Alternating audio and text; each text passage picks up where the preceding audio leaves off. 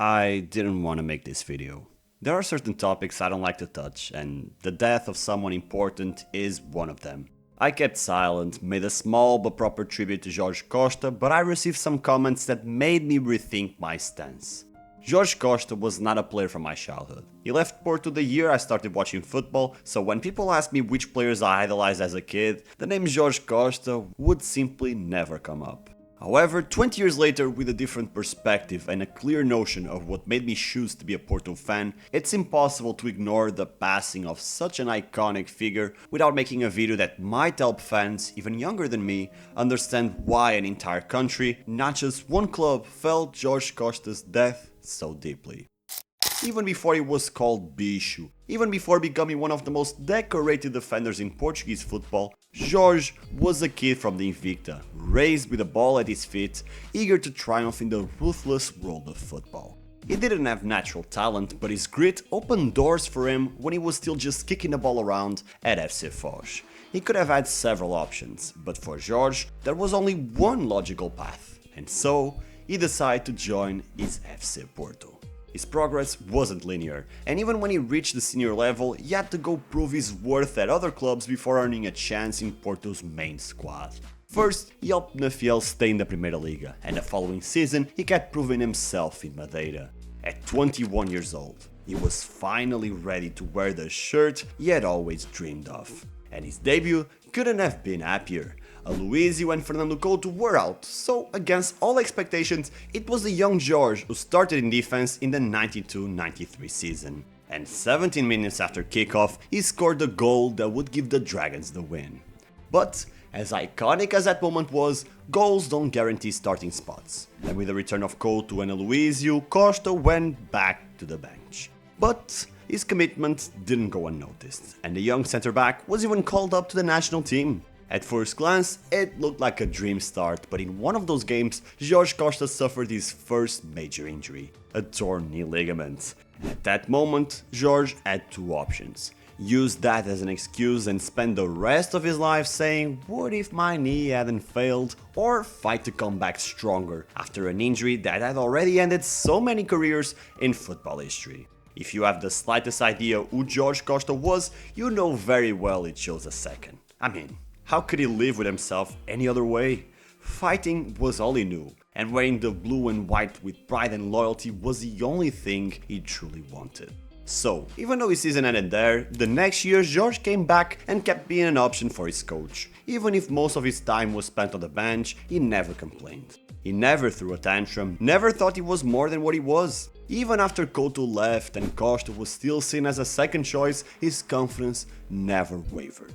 And little by little, Jorge Costa began to show everyone his true nature, whether through his fearless style of play or his off-pitch demeanor, where despite his young age, he already positioned himself as a true leader, always ready to defend the club's interests and the new generation that demanded more opportunities. But you'd be mistaken if you thought Jorge's rise was linear. When no one could deny him a place in Porto's 11 or the national team anymore, Jorge Costa tore his knee ligaments again and had to undergo surgery once more. It was 1996, and for the first time in his career, he could have represented Portugal in a major tournament, but fate had other plans. If that setback wasn't enough, the following year Jorge Costa's name would be involved in major controversy. In the 96-97 Champions League group stage, Porto faced one of Europe's biggest teams, AC Milan. The Dragons weren't favourites. Early in the match, they even went behind. But it wasn't Jorge Weah's goal that triggered the first time Jorge Costa became internationally known. It was the stamp Weah took right after scoring. Intentional or not, I'll let you judge. What matters is that Weah had to leave the pitch right after the goal. And in the 2 months that followed, the future president of Liberia planned his revenge.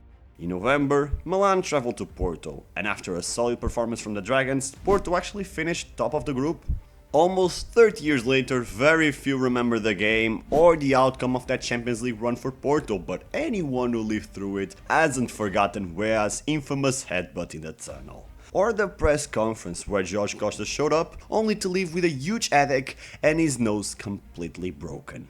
Because whether we like it or not, when the bell tolls and our time comes, it's simply hypocritical to want or expect people to only remember our good moments. Nobody is perfect, and no player has a perfect career. As much as we close our eyes and imagine Jorge Costa lifting European trophy after European trophy, to get there, he had to suffer a lot. He had to be the scapegoat for several failures both at club and national team level, and how could it be any other way? When you position yourself as the leader, your responsibility and the expectations of others increase exponentially. Jorge Costa deservedly inherited the captain's armband and the number 2 shirt from one of, if not the greatest symbol of Porto until then, the great João Pinto. He was there for every season of the Penta, 5 league titles in a row, something that had never happened before and hasn't happened since in Portuguese football. He established himself as a respected figure in the national team's locker room. He became Bicho. He didn't have the spotlight of his teammates and did the dirty work, but even so, he was untouchable in the golden generation. However, his story in blue and white almost had an ending far grayer than an early death. Jorge Costa bled blue and white, and being a player only made sense at the club of his heart. That had been obvious from the start, but every man has a breaking point, and for Jorge that moment came on September 22, 2001. Porto hosted Setúbal at the Antas. The previous 2 seasons had been disappointing, a true hangover after the Penta. In 2000 they lost the title to Sporting, in 2001 to Boa Vista, and in the new season performances weren't convincing anyone. But no one expected Otávio Machado to take off the captain before halftime, least of all Jorge Costa himself. True to his nature, Jorge reacted impulsively and threw the armband to the ground. His coach gave him a chance to make amends and apologize to the squad, but Jorge didn't accept. And from that moment it became clear that Jorge Costa's career at Porto was over. He lost the armband and soon after his starting spot to the young duo of Ricardo Carvalho and Jorge Andrade. With the 2002 World Cup approaching, Jorge Costa had to react if he wanted to stay in the national team starting 11, so without much fuss, he left Porto for Charlton in the Premier League, a loan that was expected to become permanent at the end of the season. Costa left his comfort zone. He went into a reality where he had to help a club avoid relegation, but that challenge only strengthened his image in the eyes of the fans. And when everyone thought Costa would live out the sunset of his career in England, came the phone call that completely changed Bicho's legacy. Not long after Jorge Costa left Porto, the Dragons also changed coaches. José Mourinho was the new man in charge, and José wanted Jorge back. He wanted a leader who commanded respect in the locker room, who knew how to win and pass that ambition to a squad that hadn't lifted a league trophy in more than 3 years. And as everyone knows, that partnership took Porto to the peak of its history. Because José didn't need to yell at the team when Jorge Costa was there. Because no one stopped believing with Costa by their side. No one felt out of place, lost or unmotivated with Bicho in the locker room. Regardless of how much Porto won during that time, I'm sure all the legends we saw at Jorge's funeral would have been there anyway. Because beyond being a winner, he was a man of integrity who reached out to those who lacked confidence, who guided those who felt lost, and above all, who fulfilled his duty by passing on to the new generation what it means to be Porto.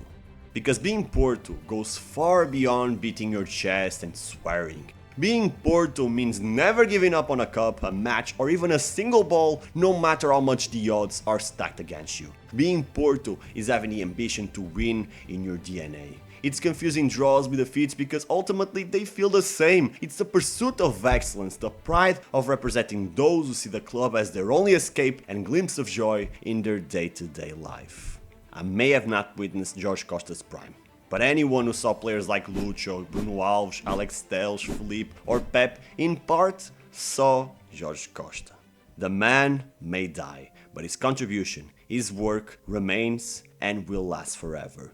Because as sad as it is to lose a legend, we shouldn't cry for him. For whatever happens, Jorge Costa will always remain in the history of Futebol Clube do Porto. And for the mischievous little kid with a ball under his arm who didn't even know what position he wanted to play yet, that was the most important thing.